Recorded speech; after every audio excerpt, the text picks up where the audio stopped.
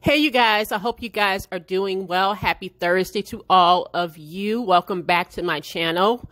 You know, if you're not new to this channel, and most of you are not new to the channel, you know what you should be going and doing, right? You should go ahead and hit that like button, right? The more likes we get, the more visibility we get, okay? And of course, you know, it costs you nothing to sit through a 10-second, 15-second ad. That is how you support me. That's how you support my channel.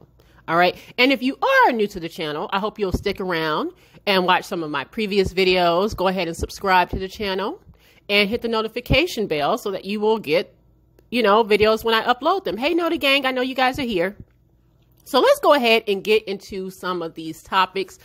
I'm going to make this a two-parter. I probably won't put the second part out until probably more likely tomorrow. I didn't want to put too much into one video, just kind of stick to maybe 3 topics per video instead of making separate videos. But anyway, that's what I came here to do, and we are going to talk about it. We are going to talk about Lauren London.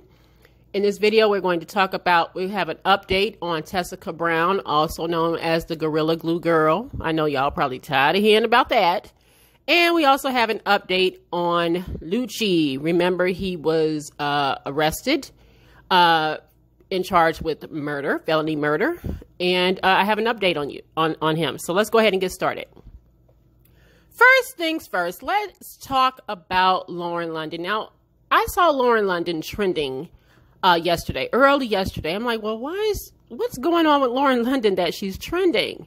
And so I saw this article floating around saying warmth and positivity surrounds the news of actress Lauren London's pregnancy. And I'm like, oh, okay, cool. And as I stated, she was trending. She was trending all over Twitter. And it was interesting to just kind of watch the frenzy that was taking place surrounding what was supposed to be, I don't know, her pregnancy. Now, it was debunked. It was debunked pretty early on. But it was just the fact that this publication put out that she was pregnant. And people just started, like I said, Twitter went crazy. Nipsey was trending, and he was already trending because of some music that's supposed to drop on Friday. But then Lauren was trending, and his bodyguard came out and said, fake news, you people is miserable. But since we got y'all, you know, as a former teacher, it's really hard for me to read this, but you know what he means. You know, he meant the other sense, right? But he was like, if since I got y'all attention, go ahead and you know, make sure y'all download this Jay-Z and Nipsey Hussle song, right? And then I saw other people, like I said, weighing in on this supposed pregnancy.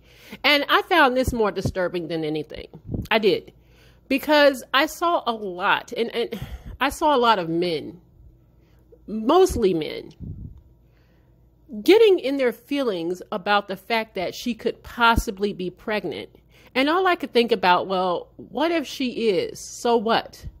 Now, first things first, I didn't believe that article when I saw it in the first place, because Lauren London, over the years, she has been fairly private, right? You rarely see her. She rarely pops up, even before you even knew that she was with Nipsey Hussle, right? She rarely pops up. She popped up yesterday to say, woke up to some straight BS, rumors, lies on a woman trying her best to heal. Please stop, I'm not pregnant, right? Because I'm sure she saw all the foolishness that was surrounding that. And I just thought to myself how crazy it is that this woman, who rarely even speaks, had to come out and squash some stupid ass rumors about her being pregnant. But even in that, what if she was pregnant? What if she was? And all this did is reminded me of what was going on a couple years. It's been almost 2 years, right, since Nipsey was killed. And I remember how all these, specifically a lot of black men and black hip hop artists, swarmed around Lauren London. They had to protect Lauren London. Remember when Kodak Black said something to her? It's like, oh, you know, I want to date her. Something along those lines, right? And all the hip hop artists swooped in to check him and set him straight, as if she was some kind of property, right? That she was the property of Nipsey Hussle, who was gone, right? But she was the property of. And the fact that even yesterday, as I saw her trending, people were still treating her like she was a piece of property, that she belonged to this man. And I'm just thinking to myself, this is a whole woman, right? And if she decided to move on, that was her damn business. When she decides to move on, that should be her business. She is not the property of anyone, right?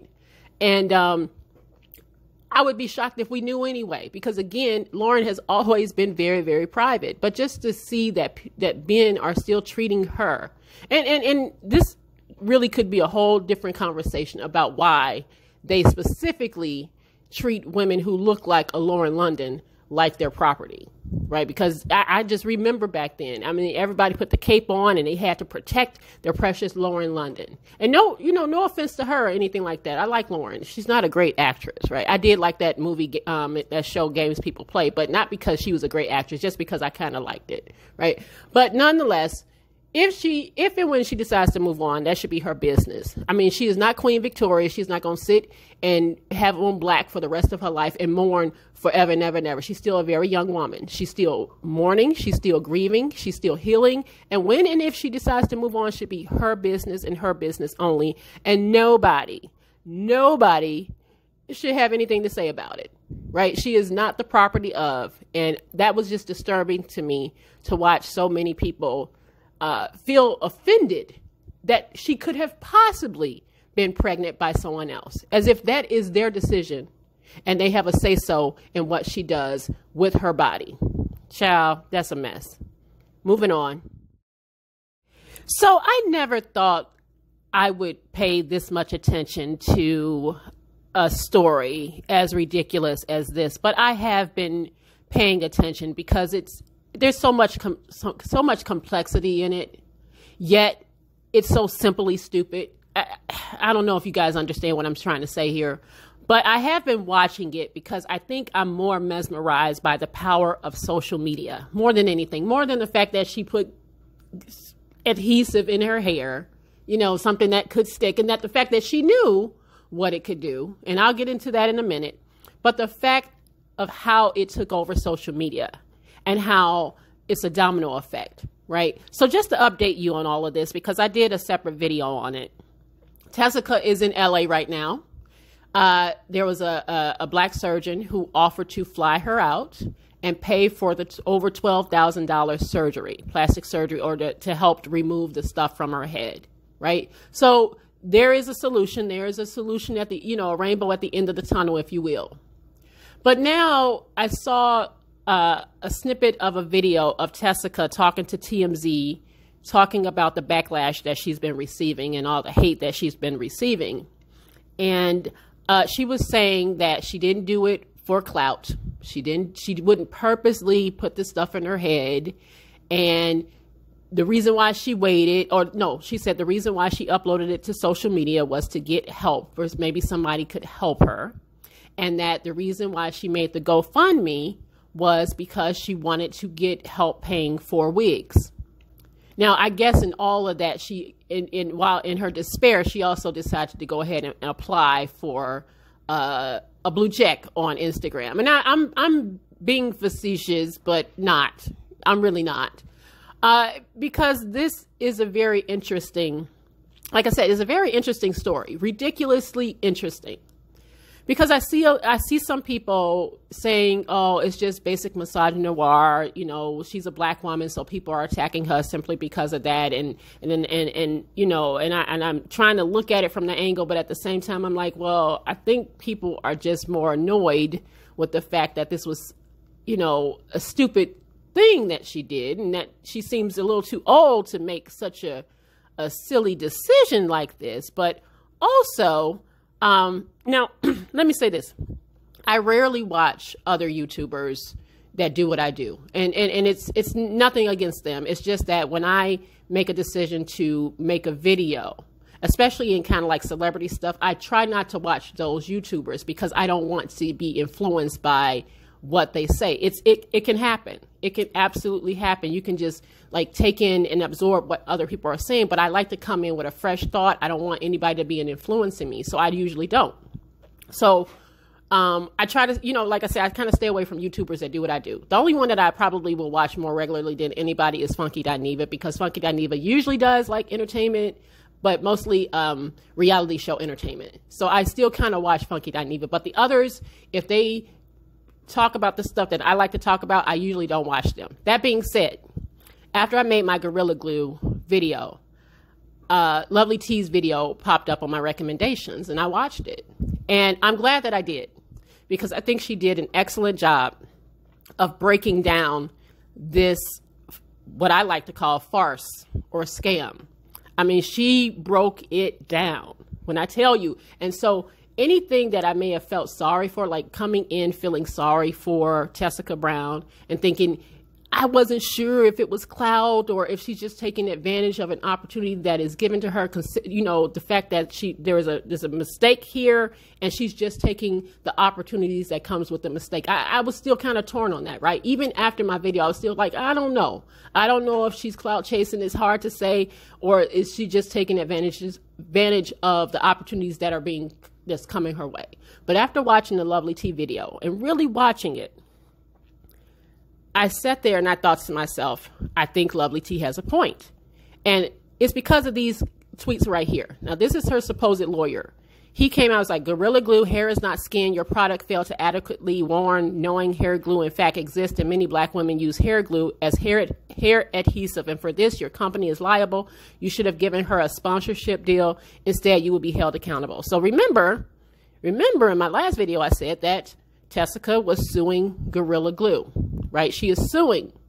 And I feel, and the reason why I really took a liking to what Lovely T did in her video is because there's this angle that a lot of people are trying to pull, and that is, this is a black woman problem. Because black women use glue in their hair, they should have labeled it better, and that's why they should be held liable. And her lawyer trying to strong arm and said, you guys should have offered her a sponsorship.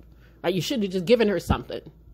And I also saw, and these clips are from the Neighborhood Talk, I also saw another lawyer jump in, is like, hold up, not so fast. And I enjoyed the banter. I enjoyed the back and forth of watching these lawyers kind of debate this as to whether or not this is a reasonable thing to argue that she should get compensated from Gorilla Glue, right? And I just thought it was kind of funny. So he said, from one lawyer to another, no. Listen, if Gorilla Glue settles, it will only be because they don't want to waste court resources. I feel bad for her. Lord knows I do. She will have permanent damage. But to pretend as though their product warning was insufficient is wild. Specific hair warning or not. So in Lovely T's video, she broke down how this woman, not just the whole social media fact, and the fact that her family was kind of chiming in on Facebook. See, some of the stuff that we didn't see, her family chiming in like, "You're get that bag, get that money, get that bag." But also some of the inconsistencies in her story. Matter of fact, remember she said that the stuff was in her hair for a month, but there were some people, Lovely T as well, noticed that her hair, even if you go back to her Instagram now, some of those pictures are gone now because people are catching on. Her hair had swoops in them, even in the month that she said that her hair has been stuck like that. Also, there was something way back when where this woman back in 2014 was making like these designer glasses with like bedazzled glasses, and how she used, obviously had to use a very strong glue. If you've done any kind of crafting, you know that they have to use a really strong glue. So nobody can sit here and say that this woman does not understand, right, the purpose of a craft glue and how it can, in fact, stick to anything. Like if you know how to use a craft glue to bedazzle glasses, surely you understand that Gorilla Glue isn't for hair. Like there's just no explanation or excuse for it. And it's not a race thing, because again, I see some people trying to make it a race thing, and I just don't agree with that. I don't think at all that this is a race thing. I just don't. I think that this is a stupidity thing. I think that this is one of those situations where maybe it just got away from her, right? And I saw people saying things like, well, who cares that she's suing a $300 million company? They got it. They got it. And yeah, I don't give a damn about Gorilla Glue Corporation. I don't, right? And they will probably throw her, they might just throw her like a nuisance settlement simply because they don't want to be bothered, right? But here's the thing. This is why I think that we shouldn't just be so flippant about, oh, who cares about Gorilla Glue and $300 million? They're a $300 million company. Who cares, right? Here's the problem. There are people out here that are mimicking what this woman is doing, which is just complete stupid. Just completely stupid. Like, I just hate, like I said, social media can be a double-edged sword because you just got a lot of dumbass copycats out here doing this so that they could possibly get some notoriety and possibly get paid. But this is why I sit here and say, while we may not care that she is suing a $300 million company and she should get her bag, case in point, say you have a business. You just decided to start up an LLC. You decided to have a nail polish line, right? You just put all your hard-earned money into this business that you've just created. And some person decides to take your nail polish instead of using it on their nails and say, you know, we don't wear pantyhose no more in stockings, so we don't use it on the pantyhose. They decide to put it in their eyelashes. Look like what this woman did, right? Because her eyelashes are stuck. Up and you stuck. But nonetheless, you decide to put in your eyelashes and you're like, well, I'm going to put it in my eyelashes because I just want to just kind of like achieve a look. And then their eyelashes start to burn or get irritated. They develop an eye infection and they want to come sue you. Now, common sense knows that you shouldn't use it for eyelashes, right? And they're about to sit there and sue you and take all your coins and ruin your company that you worked so hard to get, right? Think about that. The next time we say, oh, well, she should sue them and she should get some money and it's just their $300 million company, who cares? Well, until it happens to you, you know, maybe you'll think differently, right? The fact that, and you have to, and somebody will sit here and say, well, you didn't say that we couldn't use nail polish on our eyelashes. So I'm suing you because you didn't say that we couldn't use it on eyelashes. So I'm going to take your money. So I look at it like that. I look at it like that. This was stupid. And she has got with the good comes the bad, right? She got all this notoriety. She got a little blue check. She doing promo. She got almost 800,000 followers on Instagram. But with all that good comes some bad. And that's all I'll say about that. I'm kind of over the conversation about it, but I just wanted to kind of put that out there. All right. She wanted it. She got it. And that's all I'll say about it. Okay. So good luck to her. I hope she don't lose all her hair, and I hope the guy can actually help her. Last but not least, let's talk about Lucci. Now, a few weeks ago, I did a video on Lucci and saying that he turned himself in for felony murder. And, you know, and I didn't think I'd see the day when he actually would get a bond because he had got denied the first time, right? And I know that Reginae is probably happy, and I know Toya is probably wringing her hands like, why? I thought we got him away from her. But nonetheless, he got a bond. And here's the thing. If that boy in Wisconsin can get a bond and then break his bond, you know, the one that the boy that shot all them people in Kenosha, and he got another bond, hell, they can get one to Lucci. And I'm not saying that he innocent or guilty. That's not what I'm saying. I'm just saying if they can get that boy twice, okay, he should have had his bond revoked. And that boy in Kenosha that killed all them folk. If he can get a bond, then hell, they might as well get this one. So he has been released from jail on a $500,000 bond. But I want to go ahead and talk to you guys about some of the restrictions. So you might remember, like I said, Lucci was basically accused of felony murder.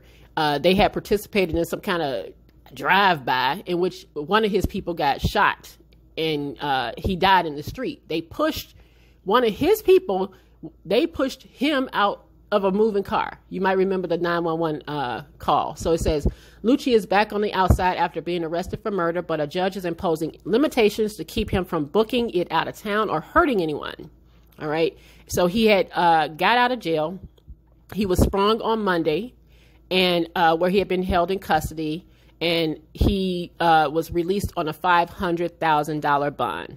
Okay, it says, once the money was posted, a jail rep says Lucci was cut loose around 4 p.m. For starters, he has to surrender his passport and wear an ankle monitor while living in an undisclosed location where he needs to be at that place between 7 p.m. and 7 a.m. Outside of those hours, the only thing he can do is meet up with legal counsel for his case, take care of medical appointments, and see his kids. And I can't imagine that he has that many medical appointments, right? But they're going to make sure that he stays his ass put. All right, so they have some really strict stipulations for him. So I'm assuming that Reggie just gonna come visit him because he really can't do much of anything, right? And it also says Lucci's also not allowed to have contact with any alleged victims, witnesses, or co-defendants in the case, nor can he associate with any known gang members or convicted felons. He can't even post on social media, although his pals made sure to get video of his release on the internet. So, Lucci, your own people about to get your ass locked back up again. Because, again, this is another thing. Folks cannot stay away from social media. And he cannot, the court even barred him from visiting a specific recording studio in downtown Atlanta. So homeboy can't do much of anything. And the way I see it, it's almost kind of a setup for failure. He cannot be on any kind of social media, right? He got to be in that house at a certain time. He got to wear an ankle monitor, and he can only go out to see his kids and to see his lawyer and for medical appointments. Now, his whole reasoning for saying he wanted to get out in the first place is because he said he needed to provide for his families, which is why I guess those T-shirts, why they were selling free Lucci T-shirts. Now, as the victim's family, I'm sure they feel some type of way, especially when you see somebody putting out free Lucci, right? Again, this man has the right to defend himself in court. So he is innocent until proven guilty by a court of law. Okay, so he has the right to be out. He got a bond. He got the right. But I find it interesting that he has very, very strict limitations on what he can do. And my guess is, and I'm not trying to be negative, but my guess is his ass gonna end right back up in there if just based on how folks move these days. They can't stay their asses off of social media. They can't stay their ass out of people's face. And he ain't really going to be able to make that much money. He can't move around. He really cannot move around. So what exactly is he going to do? I hope he got a recording studio in his house and everything like that. But, you know, it's just kind of interesting. It's like, I hope that $500,000 bond is worth it. And I hope that, you know, while he's out, he can get, you know, his affairs in order, make sure he take care of everything that he needs to take care of, because that's important to do. Because when the trial starts, there is a possibility that he will be going in and he could be found guilty. So in the meantime, like I said, if the dude in Kenosha can get a bond, right? He done mowed all them people down. They gave him a bond, right? That a whole bunch of folks put up for him. And then the boy was in a bar. First of all, he ain't even of age to be in a bar. Then he moves without telling the people that's supposed to be watching him. Don't even tell them. And you would think they would revoke his bond and send his ass to jail. No, they didn't revoke his bond. They just upped it. So he had to put up more. So I'm just saying all that to say, if they can give him a bond while he is out facing murder charges, I don't necessarily have an issue with this man right here getting a $500,000 bond. I really, really don't. I don't. You know, both of these people gotta face they crimes, you know, or alleged crimes anyway, and go ahead and let this dude do what he do. Like I said, this is not a support for this guy at all. I could give a damn. But I'm just saying, if this other dude can get it, why can't he? And that's all I have to say about all of that, guys. Like I said, I didn't want to make this too long, and I wanted to talk about Gorilla Glue Girl, Tessica Brown, Laura London, Lucci, and also, like, I just wanted to acknowledge that I did, in fact, watch, Lovely T's video, because it did really put some more things in perspective, and I'm glad I did. Like I said, honestly, y'all, when I'm on YouTube, I don't watch entertainment YouTube, believe it or not. I watch YouTube about stocks and bonds and trading. I'm learning all of that. I love, like, home improvement type of stuff, learning how to do stuff around the house. And I like cooking channels and stuff. And that's kind of what I watch on YouTube. I usually get kind of my news from Twitter and Instagram, but I really don't watch YouTube for celebrity gossip. I really don't. I just kind of don't, simply because, like I said, I don't want to be influenced by other people's thoughts. I just want to have my own thoughts. And then if I do happen to catch one, I'll catch it after the fact. But that's all I wanted to say. And like I said, I'll come back with a part 2. I want to talk about Rachel Dolezal and Kim Kardashian, and what else I want to talk about. Anyway, I'll come back with another video. Anyway, you guys know what to do. I will see you on the next video. Like, comment, share, and subscribe. Bye.